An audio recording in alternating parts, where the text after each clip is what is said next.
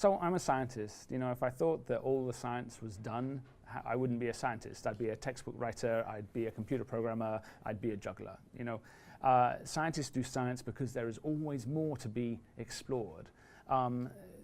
But, you know, there's also things that we basically understand. You know, we basically understand the greenhouse effect. We understand where carbon dioxide is coming from that's increasing. We understand that that's impacting the climate. So where you're talking about real science that's kind of continually being developed, well, of course, that isn't settled. But if you're talking about the basic principles of conservation of energy, well, you know what? Yes, for most purposes, we're done with that. The science of climate change is as settled as the science is of any other major issue, whether it's medical science, whether it's science we use in engineering to understand how planes fly, how cars work. The science is as settled as it is in any other area.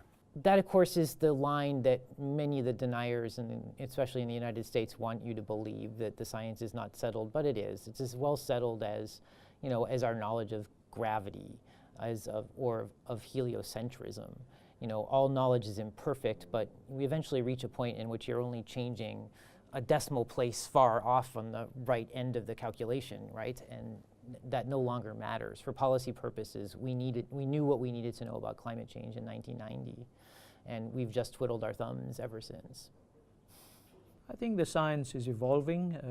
The literature, if you look at the reviewed literature and the published literature, suggests that there is a 95% concurrence in the way the science is proceeding. And I think people should look at the science, and if the science provides us with the evidence that there is you know, a certain increase in temperature and climate change resulting from that, then we should use evidence-based thinking rather than just personal opinion.